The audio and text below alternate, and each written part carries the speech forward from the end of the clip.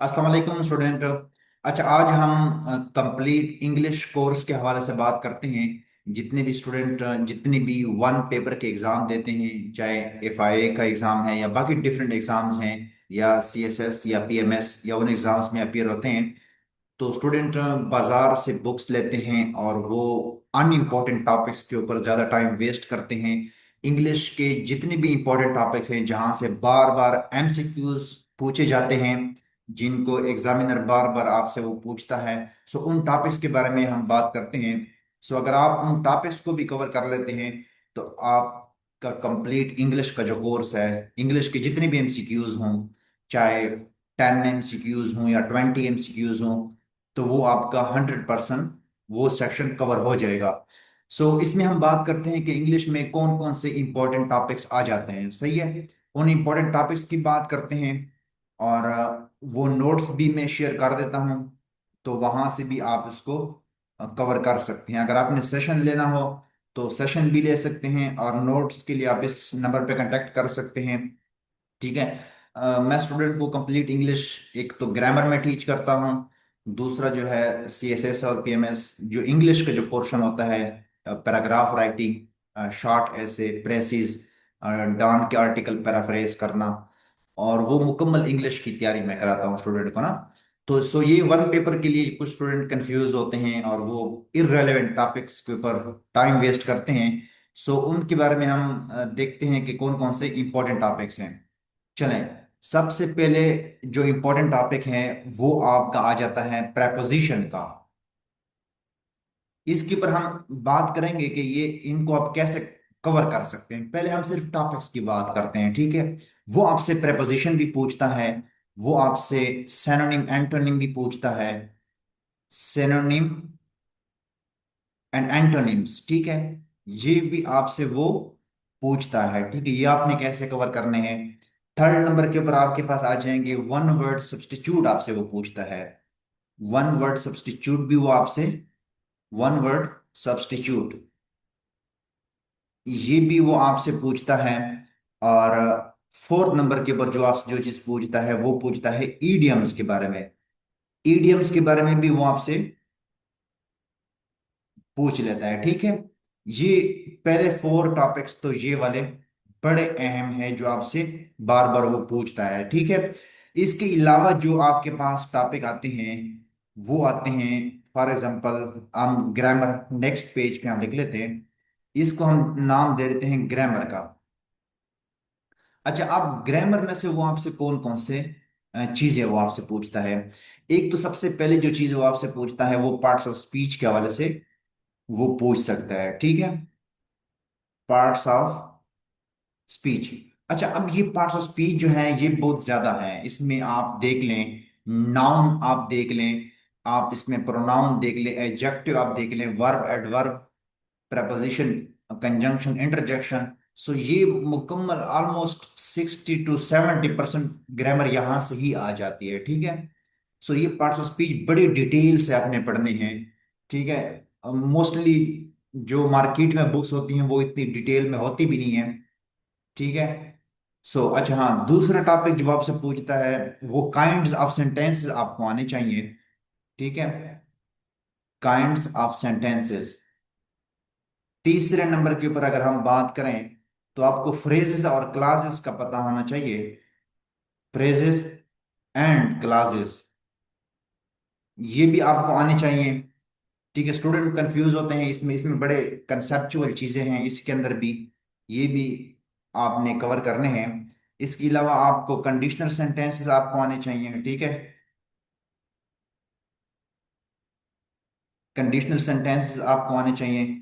इसके अलावा जो है क्वेश्चन टैग्स, क्वेश्चन टैग्स भी आपको आने चाहिए।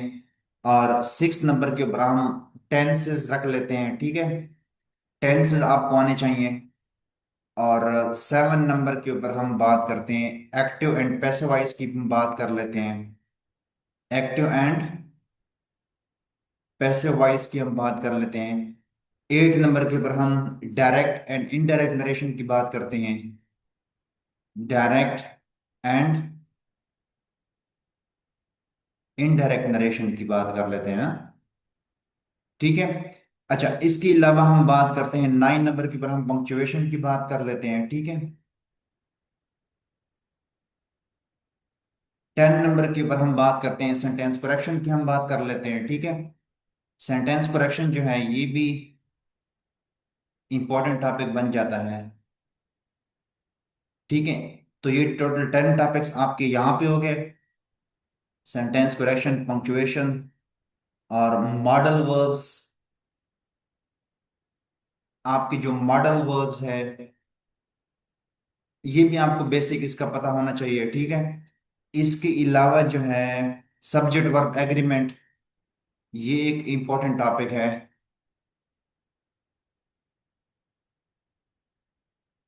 सब्जेक्ट वर्ब एग्रीमेंट ये भी आपको आना चाहिए। और इसके अलावा जो है एक पैरेललिज्म, वो आपसे कभी कभी पूछ लेता है यहां से भी। पैरेललिज्म के हवाले से भी आपने चीजें कवर करनी है। इसके अलावा जो है और सब्जंक्टिव मूड जो है ये भी आपको आना चाहिए। Subjunctive mood. ठीक है। और इसके अलावा जो है आपको एनालॉजी भी आनी चाहिए। ठीक है। ये भी कभी कभी एग्जाम्स में पूछ लेते हैं। ठीक है। अच्छा, ये तो हमने बात कर ली कि जो इम्पोर्टेंट टॉपिक्स हैं। ठीक है। इसमें सबसे इम्पोर्टेंट टॉपिक टॉपिक जो है वो प्रेपोजिशन का है। सो प्रेपोजिशन जो है ये आपको आने चाहिए। ठीक है। प्रेपोजिशन जो है ये बहुत ज्यादा है। आप जानते हैं कि प्रेपोजिशन कभी कभी बहुत मुश्किल भी पूछ लेते हैं। लेकिन इसमें जो है ये आपने कवर करना है। ठीक है। इसकी लिस्ट भी मैं शेयर कर दूंगा, जो रन एंड मार्टन की बुक में है, या प्रैक्टिकल इंग्लिश यूजेजेस की जो बुक है, या फॉरेन ऑथर्स की जितनी भी बुक्स हैं उनको एक जगह पे कंपाइल करके वो मैं स्टूडेंट को टीच भी करता हूँ, तो वो नोट्स भी आपको मिल जाएंगे। ठीक है। और इस तरह सिनोनिम एंटोनिम जो है ये भी, इसकी भी आपको एक फाइल मिल जाएगी। एक फाइल में शेयर कर दूंगा, उसमें 750 वर्ड्स होंगे। सो उसको आप रिपीट करेंगे बार बार, तो वो आपके सिनोनिम एंटोनिम वो कवर हो जाएंगे। इसी फाइल से बाहर आपने नहीं जाना। अगर आपको पहले इनको याद कर लो, इसके अलावा अगर आपको कोई और चीज मिलती है तो आप वो भी कर सकते हैं। ठीक है। वन वर्ड सब्स्टिट्यूट जो है ये भी इंपॉर्टेंट है, इतनी ज्यादा नहीं है। ये कोई 150 200 होंगे। उसको सिर्फ आप रिवाइज करेंगे तो ये भी आपके कवर हो जाएंगे। ठीक है। सो और ईडीएम्स जो हैं ये भी सीएचएस के और पीएमएस के पास्ट पेपर वाले जो है वो मैंने एक साथ कंपाइल किए हुए हैं। सो ये नोट्स भी आपको मिल जाएंगे। ठीक है। सो वन पेपर के हवाले से इन 4 चीजों को आप बिल्कुल स्किप नहीं कर सकते, खासकर सिनोनिम एंटोनिम। सिनोनिम एंटोनिम वो आपसे बहुत डिफिकल्ट पूछता है कभी कभी, तो बजाय आप आसान वर्ड्स याद करने के आपको भी डिफिकल्ट वर्ड्स ही याद करने चाहिए। ठीक है। प्रपोजिशन के ऊपर भी काम करना चाहिए, वन वर्ड सब्स्टिट्यूट के ऊपर भी, और ईडियम्स के ऊपर बहुत ज्यादा काम करना चाहिए। ठीक है। अच्छा, इसके अलावा आते हैं इस चीज के ऊपर, ये पार्ट्स ऑफ स्पीच के ऊपर। ठीक है। पार्ट्स ऑफ स्पीच जो है ये बहुत ज्यादा है। इसके नोट्स तो हम प्रोवाइड कर सकते हैं, लेकिन मुकम्मल डिटेल लेक्चर्स, उनके मॉक टेस्ट, उनकी प्रैक्टिस, उनके लिए आप सेशन भी ज्वाइन कर सकते हैं। अगर आप सिर्फ नोट्स से खुद स्टडी कर सकते हैं, सेल्फ स्टडी के थ्रू आप कवर कर सकते हैं, सो वो भी आपको ये नोट्स कंप्लीट मिल जाएंगे। ठीक है। फिर हम बात करते हैं काइंड्स ऑफ सेंटेंस की। काइंड्स ऑफ सेंटेंस हमारे पास 9 काइंड्स होती हैं। तो 9 on the basis of meaning and on the basis of construction. Construction की बनावट के ऊपर हमारे पास टोटल काइंड्स इसकी 4 हो जाती हैं।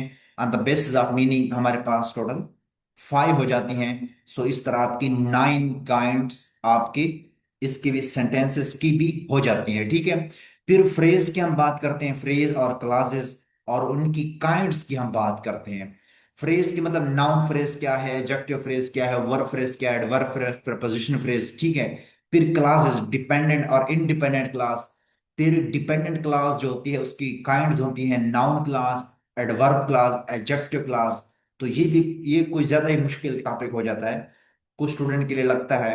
सो जिन्होंने एडवांस लेवल पे ग्रामर अगर किसी टीचर से नहीं पढ़ी, तो एक बार आप टीचर से एक बार पढ़ लेते हैं तो फिर वो आपकी चीजें कवर हो जाती है। सो ये टॉपिक भी इंपॉर्टेंट है। कंडीशनल सेंटेंसेस हमारे पास 4 कंडीशनल सेंटेंसेस होती हैं। ठीक है। वो आपने कवर करने हैं। क्वेश्चन टेक्स आपको आने चाहिए, और टेंसेस भी अपने कवर करने हैं। और ये active and passive voice, direct indirect narration, यहां से वो एमसीक्यूज देता है। यहाँ से 3 4 एमसीक्यू तो हर टेस्ट में आप देखेंगे तो यहाँ से वो चीजें आती हैं, ठीक है। और पंक्चुएशंस भी मतलब अक्सर आती हैं, पंक्चुएशंस के हवाले से भी आपसे पूछ लेता है। बाकी सेंटेंस करेक्शन जो है, ये भी मैंने एक चैनल पे भी लर्न इंग्लिश विद जमील के नाम से जो है उस पे भी अपलोड की हैं। जो सीएसएस के पास पेपर वाले हैं वो मैंने कुछ साल किए हैं, लर्न इंग्लिश विद जमील के नाम से। सो वहां से भी आप सेंटेंस करेक्शन कुछ देख सकते हैं। और सेंटेंस करेक्शन मोस्टली जो है इन टॉपिक्स से ही आ जाते हैं, वो जितने भी ग्रामर के टॉपिक्स हैं वो यहाँ से ही वो सेंटेंस करेक्शन चुन लेता है, यहाँ से ही वो देता है। अक्सर आप टॉपिक कवर कर लें और आपके कवर हो जाएंगे, ठीक है।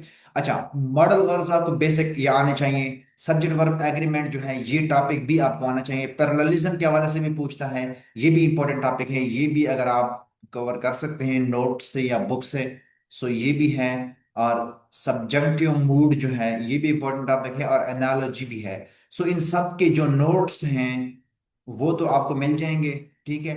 वो आप नंबर पे भी कांटेक्ट कर सकते हैं, हमजा से भी कांटेक्ट कर सकते हैं, या इस नंबर पे के ऊपर भी आप कांटेक्ट कर सकते हैं। सो ये आपको सारे नोट्स मिल जाएंगे। सो यहाँ से फिर जो है इंग्लिश जो है बजाय आपने जो है एमसीक्यूज के ऊपर ज्यादा फोकस आप नहीं करें तो बेस्ट है। मतलब आप टॉपिक्स कवर कर लें, ठीक है, टॉपिक्स कवर कर लें, उनकी आप थोड़ी सी प्रैक्टिस कर लें, ठीक है। क्योंकि उन टॉपिक्स में बड़े इन डेप्थ कंसेप्ट होते हैं, ठीक है। वैसे ग्रामर इंग्लिश जो है वो एक बार किसी टीचर से जरूर पढ़नी चाहिए ताकि आपकी बेसिक अंडरस्टैंडिंग सारी कवर हो जाए, ठीक है। फिर बंदा जो है खुद स्टडी कर सकता है चीज़ों को। आपकी जब बेसिक अंडरस्टैंडिंग आपकी हो जाती है तो आप बाकी सब्जेक्ट की इंग्लिश, बाकी इस्लामियात है, पाकिस्तान अफेयर, वो भी आपको समझ में आने लग जाते हैं, ठीक है। सो कुछ और वीडियोस भी इंशाल्लाह हम अपलोड करेंगे। सो ये आपका इंग्लिश का मुकम्मल रोड मैप है। सो इसको आप फॉलो करें, इंशाल्लाह आपकी इंग्लिश में आपको कोई इशू नहीं होगा, ठीक है। सो ये मैक्सिमम चीज़ें हैं इंग्लिश की। कुछ स्टूडेंट इररेलेवेंट चीज़ों पे ज़्यादा टाइम वेस्ट करते हैं, एमसीक्यूज को रटा लगाते हैं उस पे, वन लाइन एमसीक्यूज पे। सो उससे बेहतर है कि आप टॉपिक ही कवर करें और आपके लिए आसानी होगी। सो थैंक यू, आज के लिए इतना काफ़ी है, फिर हम नेक्स्ट वीडियो में हम मिलेंगे।